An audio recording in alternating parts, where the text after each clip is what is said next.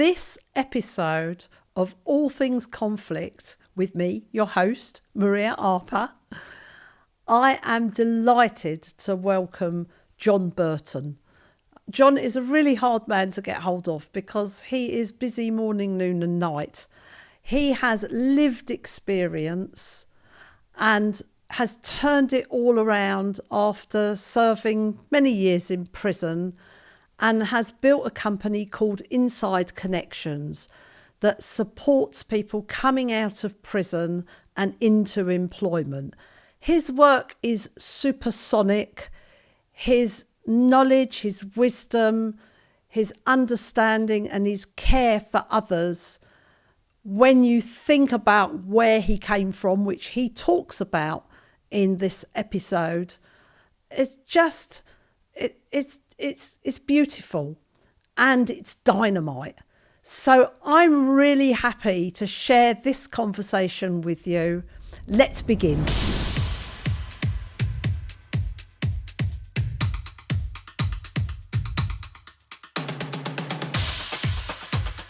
When we run businesses, we know that there are going to be unpredictable disruptions and threats and challenges to running any business. And what do we do in the face of those challenges and disruptions? Do we ignore, do we avoid, or do we sort of just run away from it? In my time working with businesses and senior leadership teams, what I've discovered is actually the biggest threat to progress and growth and development is often the internal conflict and the internal tensions and the poor communication between team members or even in the boardroom. Internal conflict on its own is harmful enough. And when you combine that with external threats and pressures, it becomes a real existential threat to a business. So once a year, I open up an annual dialogue roadmap training specifically to help people in leadership positions develop the skills of conflict resolution, dialogue, compassionate communication in order to be able to handle these kinds of disruptions with elegance, with grace and with precision. Anybody in a line management or leadership position needs these skills as second nature, as something that you develop and that you can walk into any situation and know exactly what to say, how to handle it, and be a safe container for all the people around you that are relying on you or depending on you. So if you want to know more about this training, and it's only once a year and it is limited, click the link on the show notes below the episode if you're listening on audio, and if you're watching this on video, just click on the link below in the episode description. And I look forward to hearing from you, and I'd be more than happy to open a conversation if you think this might be for you. Thank you. So John, it is absolutely amazing to have you on All Things Conflict. I know you're so busy, it's untrue. But we kind of met, we did meet a few years ago when what you're doing is in its infancy. It's called Inside Connections, and I'm going to let you describe it. But it's grown so amazingly. You've dedicated your life to serving others. And this series is called Justice Redesigned. And for me, it was about talking to the people on the ground who are doing real things, not talking to the policymakers and the politicians, because I think it's really important for people who are listening to this podcast or interested to know that there are amazing people doing amazing things with limited resources. So why don't you just start by talking about your origins and then building of Inside Connections. Yeah, so thanks for having me on as well, Marie, and it's nice to see you again. As always, got a lot of time for you, you know that. You probably know a lot of people probably looked at me 6-7 years ago when I got out of prison saying I was going to take the world on. and think I'd be where I am today with it. But, you know, that's testament to the work me and all my team, even my 2 children, you know, they've all stuck their hands in. Ben and Liv have been with me now through two jail sentences. One, 6 years down, 2, 4. That was for importation of cigarettes. One, 19 down to 12 years. And that was for being involved in importations and Class A and Class B drugs. Done 2 prison sentences, as I said. I grew up in Liverpool in the 1970s. By the time the 80s come, I think 81, 82, I was probably 11 years old. Heroin come onto our estate, and it come onto our estate pretty bad. A lot of my friends started taking heroin and stuff, and I was one of them people that just seen what it done to people within a couple of months and just stayed away from it.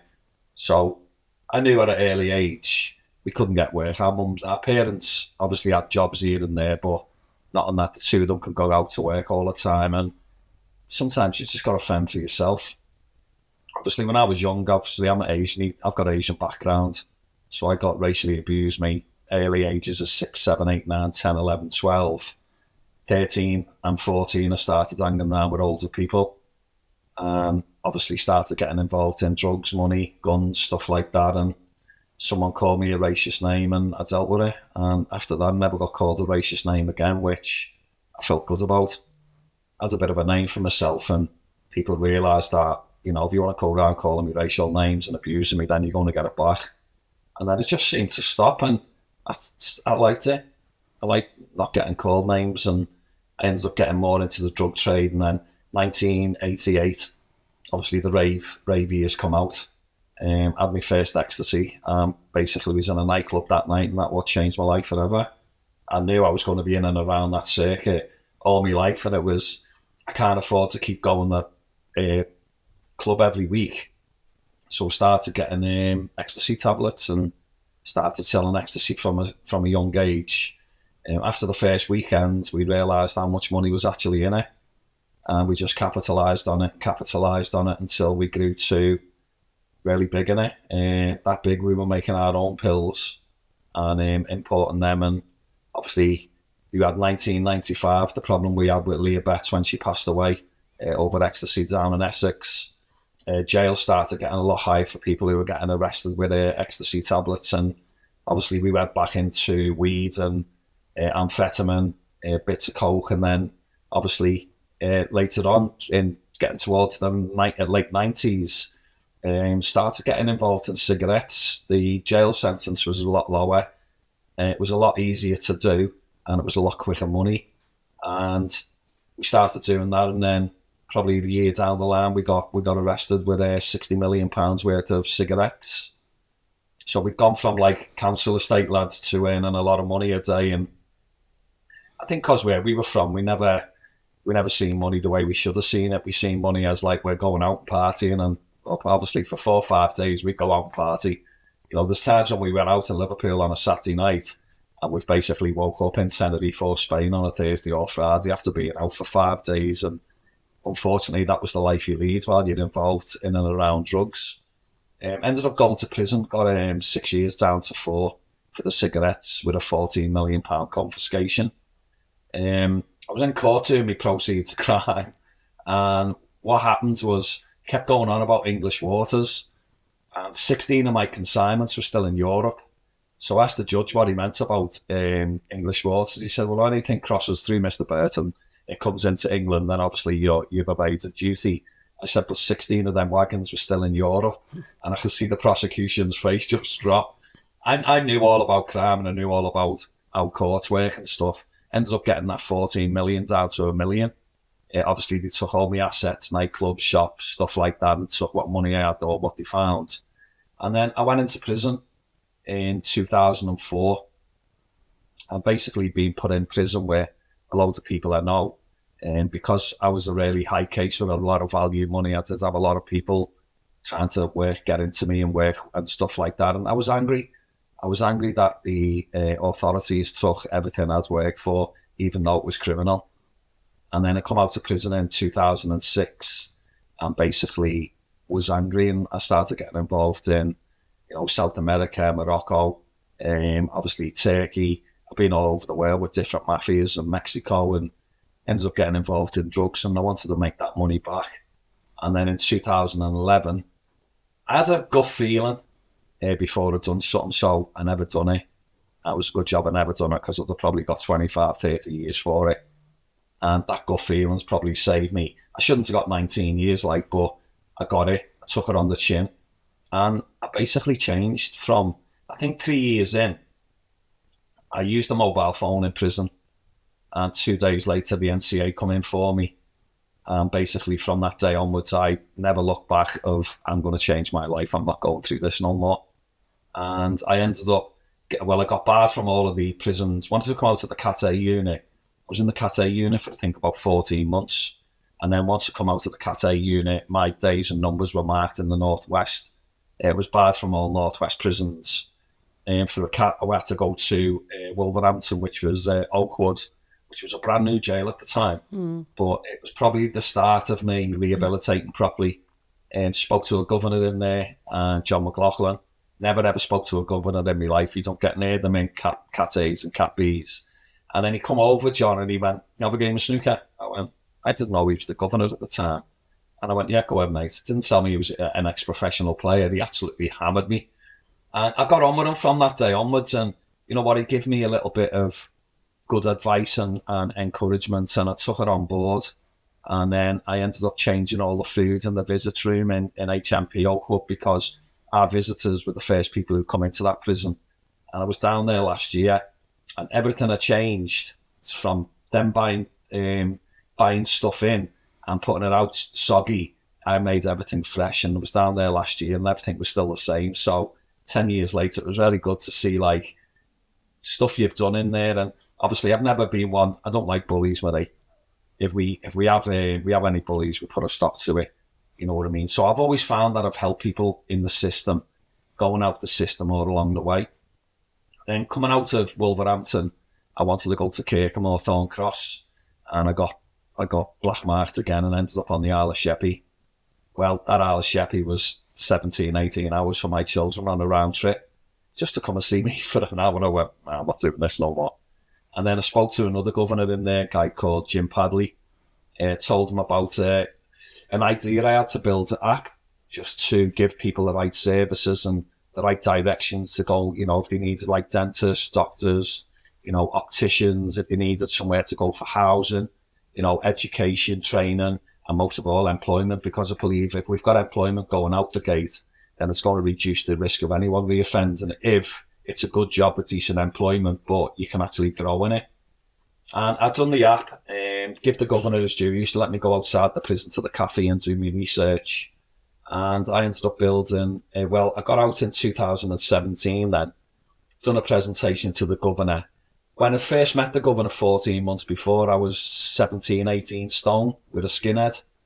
And obviously he did say I frightened the life out of him. And 14 months later, I grew my hair, lost 5 stone.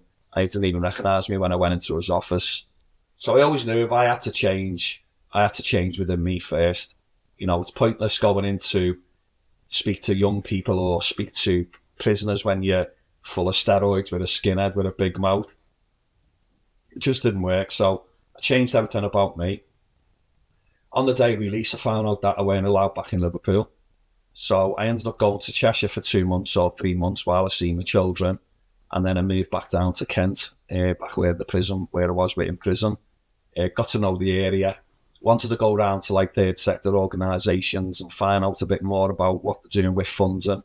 I do believe that a bum should be on a seat in any classroom, but I do also believe there should be an opportunity of a job at the end of the course, and I disapprove in people getting funding, putting a course on, and not even giving anyone a job. I just think that's just defeating everything about what our ethos is at Inside Connections. And then had my app built, 218, ended up getting a call off Wilmot Dixon about a £30 million job they had, building a new car park. Believe it or not, it was actually in Liverpool docks, and I was barred from there. But the police and the probation and everyone's seen what I've been doing over the 2 years of being out. And we went and had a meeting with them, and they allowed me to come out, and I ended up back on It was September 2019. I got the first 12 Rottle lads out of a Cat D establishment, and I took them down to the site, what we were doing with Wilmot Dixon. We interviewed them, done all the risk assessments and stuff first, and then we took them down, and we had all the supply chain. It was on that site, from like steel fixers, floor concreters, joiners, etc. And we had a big meeting. We had a 2-week introduction to construction, and every one of them got jobs. So for me, it was just like the first time I've done my own funds and my own course, and I've done a 2-week introduction to construction where I had a CSCS card on the end. That's what people need to get on site. All these 10, 12, 15, 3-month courses, it doesn't need to be done. Employability doesn't need to be done. Customer care, it depends what type of job you're going in for. So we've done it. We got them all on site. Just before Christmas, we'd done another interviews, got another 15 out. So we had 27 out, I think it was at the time. And then we all come to March 2020. And then we all went in lockdown. So Inside Connections as a business was about that much away from closing its doors, because we were a training provider. We couldn't train. Everyone was locked down. And then a few months into that, we started doing training for frontline workers in construction. So we ended up just keeping open a little bit and getting a bit busier and a bit busier. But while we were in COVID, it just gave us a lot of time to reflect and change a lot of the things that we were doing. One, we knew we needed to open a state-of-the-art training academy. And part of that was to get people the right qualifications and the right certifications to actually get them on site as a gen ops and just work the way up in there. And then we started doing like telecoms, more construction, civil engineering. We're just growing and growing now. I've got probably about 7 or 8 different types of training we do for different organisations. But up to now, I think it was mid-2022 when the prisons reopened again. And I think on Rottle now we're just over 600 we've had since then out. We're doing pretty well. We've got some amazing national employers who are working with us really close and growing as well. You know, we've got some amazing jobs for people who have got opportunities to take them jobs and stay in them when they get out. Now, why I like working with the Cat Ds is because you can get somebody who's got 2 years left to serve. And we've got to understand, while we're in prison, our families are the ones that are in prison with us. You know, so if I'm the breadwinner in our house and, you know, my girlfriend or my wife and children are stuck at home and they're struggling with funds, or because I'm in jail, then my first priority is to get out on that open conditions, get a job and start supporting my family. And that's what I wanted to do with them. And we're just growing in the Cat Ds. I think we're in every Cat D now. Probably out, I reckon, 10 or 12 out of all of them. Obviously, there's certain convictions a lot of our employers won't work with, so there's certain places we can't go into. But I'd say 90% of them we're all in now, and we've got people coming out all the time. Inside Connections is now running national.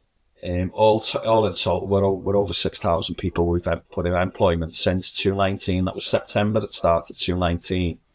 And then basically through COVID and everything, we're smashing it now. But we've got the right employers on board who we start off with a pilot.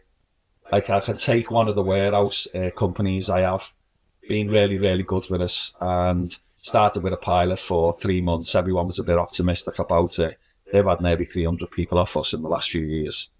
And what they have done is open to other warehouses and other companies around the country, because we do it really well.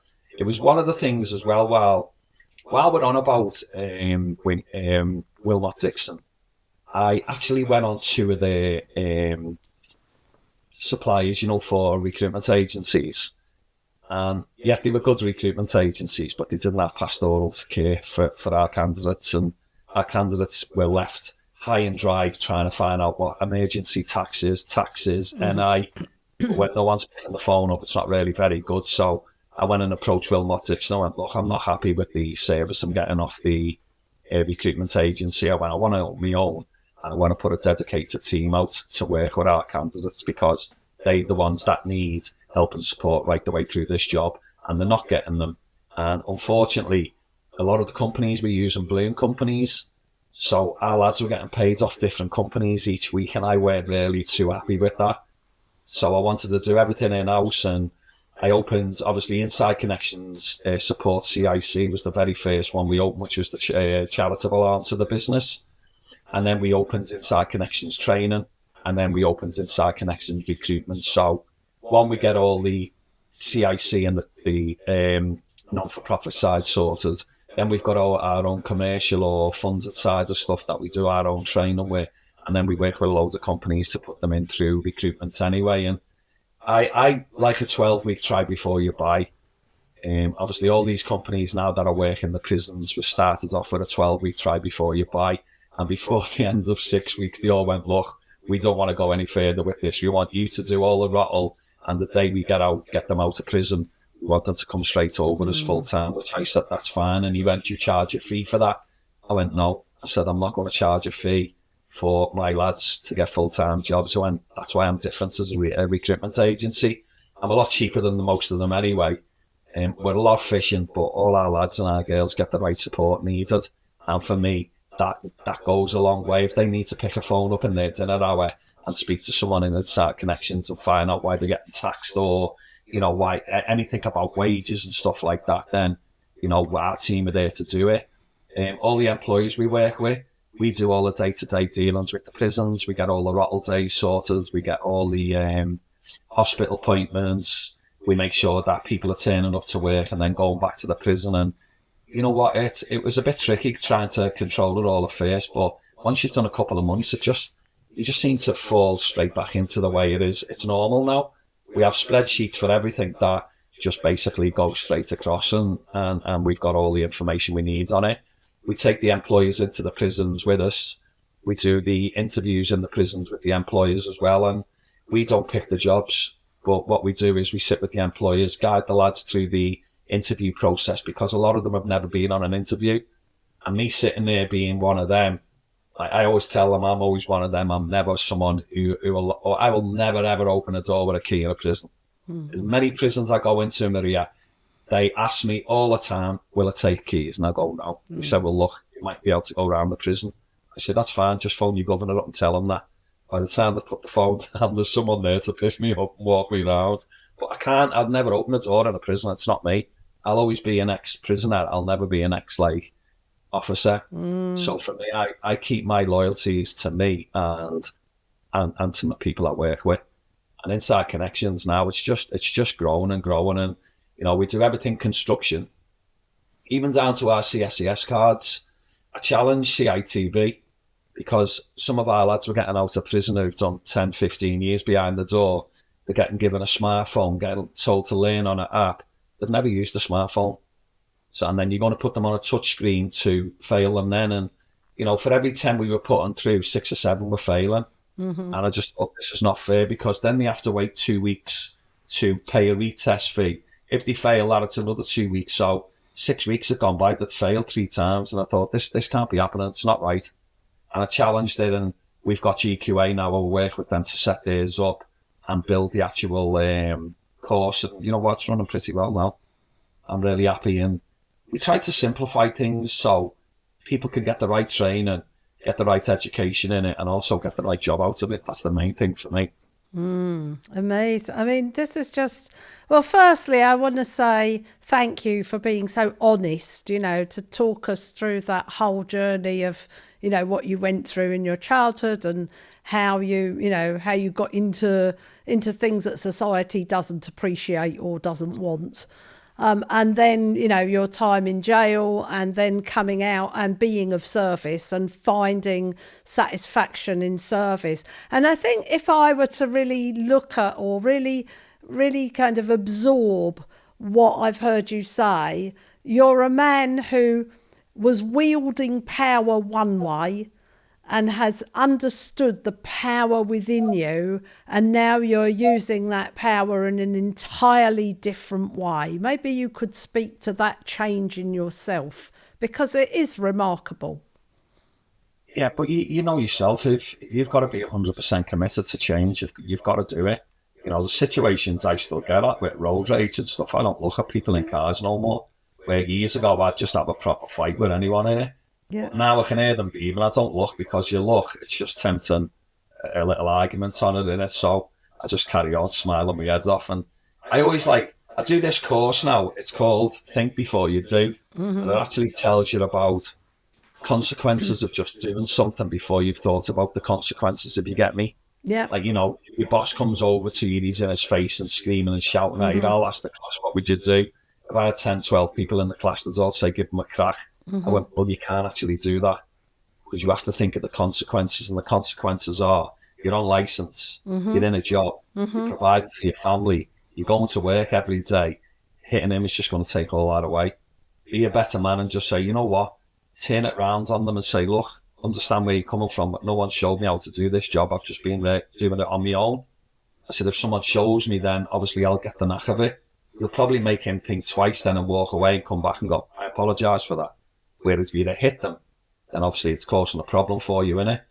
Again, I talk to a lot of people who smoke weed, and I tell them, like, the severities of just smoking a joint on the way to work. And yeah, well, it's legal everywhere else, but unfortunately it's not here. So we have to look at it this way. When you smoke weed, you've got to go and buy it. If you're going to buy it off a known drug dealer and he's under observation off the police, when you've received your package and you're walking away, you'll get pulled by the police. So, but it doesn't stop there. If you've got an amount on you and you know it's a police, the next thing they're going to do is come and raid your mum, arrest you, and then go and raid your mum and dad's or your parents' or guardian's house. I said, so this is all the complications you have with weed. I said, and then you go to work, you've had a joint in the morning, you're half asleep, you're not paying attention on the job. It's a fatal accident. And just because you've got weed in your system and you should have been looking at that job to save somebody, you're going to get charged with a manslaughter or a murder. But because you're on licence, you're going to go back to prison anyway on a recall. And you can see them all start to think about it. And I just said, thinking about something before you do it is probably going to save your life. Probably going to save you from going to prison for a long time. I always say to these young kids now, you know, we're walking around with guns and knives. And like, they all think like, oh, jail's easy. I'll just say, look, I'll tell you what to do. Go and sit in your mum's bathroom, lock the door, and see if you can stay in there for 22, 23 hours. They went, why? I said, because that's what you're going to be doing for the next that is such a great idea. That is such a great thing. You think about it, that's exactly what they're going to be doing. Without your phone and without... you know, Maria, they couldn't sit in there for 2 hours, never mind 22. Amazing. It's like carrying a knife. I say to people, there's only two things you're going to do with that knife. One of them's run, and the other one is stand and fight with it. And the outcome of that ain't going to be good for you. Whereas the outcome of people calling you a crap house because you're running, well, you've run and you've just saved yourself from going to prison for the rest of your life because that's how easy it is. Yeah. So, I mean, what you're describing is something that I call enlightened self-interest. You're showing people, you know, that there are good reasons to regulate yourself, good reasons to think before you act, good reasons to become accountable to yourself.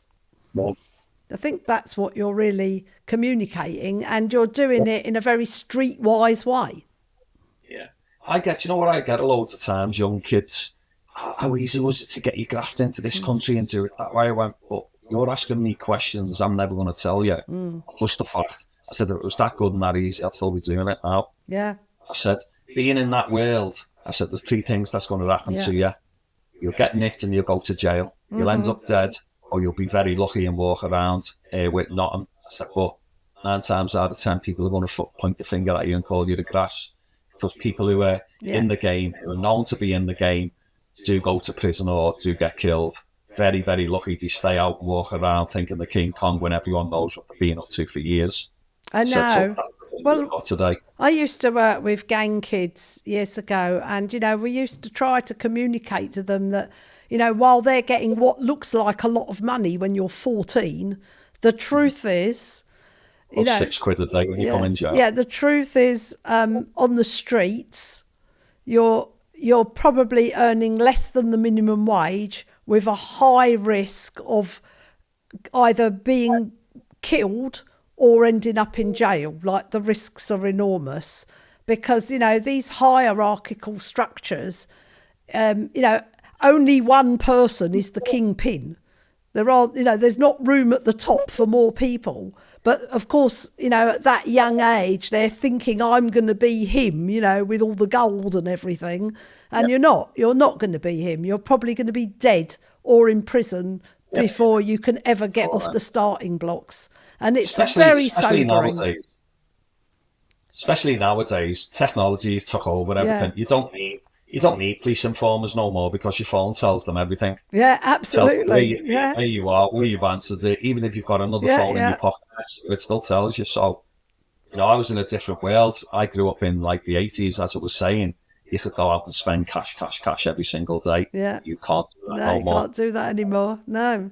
It's like, I do think that they will legalise cannabis. Mm-hmm. You know what I mean? But I think they'll do it when we've got no legal tender out there. Because let's face it, with cash, you can go in the black market and buy what you want. Yeah. If there's no cash, you ain't going to go to your local drug dealer with your credit card and buy some Charlie and some weed and tap that on the thing and leave all your details, are you? Where, you've got to look at like the medication side of cannabis now. There's quite a lot of people in the country that are prescribed it. I don't think it'll be too long before it's legalised. Do I think it should be legal? Honestly and truthfully. Yeah, I mean, it's the only way to create something that's going to make people safer and stuff then, yeah. But I think the cannabis nowadays is a lot stronger than it was when I was a kid. Yeah, there's a lot of really dodgy stuff out there. I mean, really dodgy stuff. What you have to remember as well, and this is what I say about like pharmaceutical weed too, weed grown outside. Pharmaceutical weed is grown clean and it's grown in the right time cycle. Black market weed is grown in half the time, full of pesticides. And I've noticed young people nowadays, they don't use tobacco when they're smoking a joint. They build a full green joint. Wow. And I'm like, I think that, I said, because I say to them, how many joints you get out of a 20 bag nowadays? And he said 2 or 3. I used to get about 10 or 15 out of that when I was young. Wow. I said, you're putting it all in one. I said, but you're not realising the chemicals you're smoking. Like, look at ketamine. Ketamine, and I'm seeing some young kids with colostomy bags and everything on at the ages of 21. Absolutely. I was just reading an article that there's an absolute supersonic increase in colon cancer in young people who never had colon cancer. And this is all the stuff we're putting in our bodies. But I suppose that's a conversation for another day. I mean, your honesty, your reality, you've got your feet firmly on the ground, you've dedicated your life to being of service, which is just really obvious, the number of people that you've helped and supported. And, you haven't created a conveyor belt because there's genuine care for people when they need it. And I know that of you. And our time together, sadly, is coming to an end, but I think we'll have to have a much deeper conversation. So I've got a kind of surprise question at the end of this, which I'd love to just ask you. Is that okay? Yeah.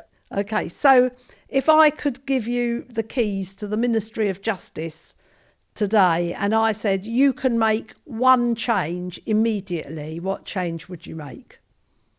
I bring a lot more people in who have had lived experience to show them how to run the system, because I understand. I love that so much.